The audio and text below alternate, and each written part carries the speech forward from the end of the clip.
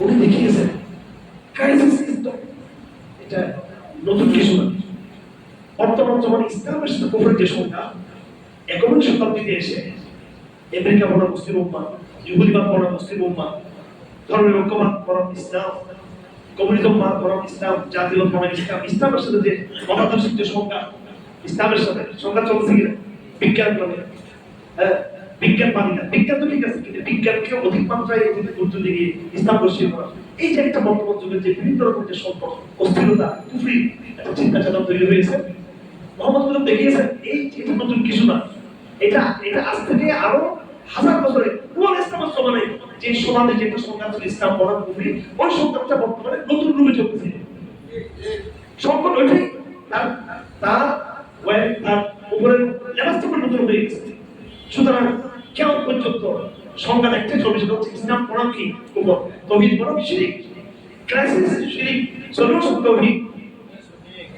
এটা অতীতে আমরা এটা বলছি হাজার বছর আগে ক্রাইসিস ছিল কি শিরক, সলিউশন কি ছিল তাওহীদ। এটা কেন বলছেন বর্তমান জামানায়ও ক্রাইসিস হচ্ছে কি শিরক এবং কুফর, সলিউশন হচ্ছে কি ইসলাম।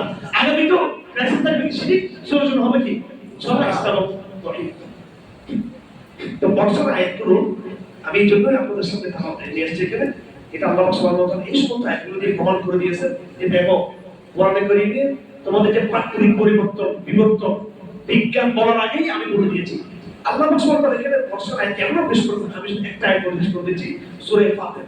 ওলামায়ে কেরাম একটা আয়াত বলেন ইন্নামা ইয়াশাল্লাহু মিন ইবাদিল উলামা, বলেন তো বুঝুন আমাদের বুজুর্গরা আমরা ওলামায়ে কেরাম একটা বিকল্প ছিল ইন্নামা ইয়াশাল্লাহু মিন ইবাদিল উলামা। আমি দেখলাম যে এটা কিন্তু আয়াত পুরো না, এটা আয়াতের একটা অংশ, এটা আয়াতের কিন্তু একটা কি অংশ। আল্লাহ পাক এই আয়াতটা হচ্ছে বিজ্ঞান সম্পর্কে নাযিল করেছেন। আর এর আগে আল্লাহ পাক বলেছেন আলাম তারা আল্লাহু আনজালা মিনাস সামাই মা, তোমরা কি দেখোনি আমি আসমান থেকে পানি অবতীর্ণ করেছি এবং সেই পানি দ্বারা আমি নানান বৈচিত্র্যময় ফল তৈরি করেছি, নানান রঙের ফল। আর তোমরা পাহাড় দিকে তাকাও, সাদা পাহাড় থপথপে, লাল পাহাড় দেখবা তোমরা, এবং তুষুজে তোমরা কালো পাহাড় দেখবা। তোমরা তোমাদের চেহারার দিকে তাকাও, মানুষ দেখাও, চতুর্ভুজ জন্তু এবং বিভিন্ন প্রজাতির জন্তু তোমরা দেখো, প্রত্যেকের রং আলাদা, প্রত্যেকের বৈশিষ্ট্য আলাদা।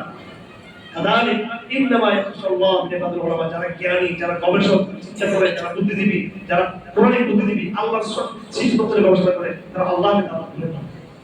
সুতরাং আমরা কোরআন থেকে আমরা ফিরে আসবো ইনশাআল্লাহ। আল্লাহ আমাদের তৌফিক দান করুন।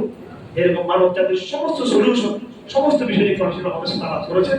আল্লাহ এই কোরআনকে বর্তমান জমানায় আমাদের আদর্শ, আমাদের ইতিহাস, আমাদের সংবিধান সাথে আমরা ধারণ করতে পারি, সে তৌফিক দান করুন। আজকে আমাদের মেসেজ একটাই, কাম ব্যাক টু কোরআন। আমরা আসুন আমার সবাই কোরআন থেকে করব ইনশাআল্লাহ। আল্লাহ আমরা সেই মিল্লাত ইব্রাহিম তৈরি করব, মানব জাতিকে ঐক্যবদ্ধ করব কোরআনের ভিত্তিতে ইনশাআল্লাহ। কোরআন ছাড়া মানুষ ঐক্যবদ্ধ হতে পারবে না। আমাদের অনেক ভাইয়েরা খুব বেশি পতাকা শোনার উপর অনেক বেশি, এটা দিয়ে আমার অনেক আমার জানার অনেক আমার বিদ্বেষ, দুই দিকে ছাড়াছাড়ি বাড়াবাড়ি হচ্ছে। আমার কথা হচ্ছে এই কালামাকে আমরা অন্তরে ঠিক করতে হবে।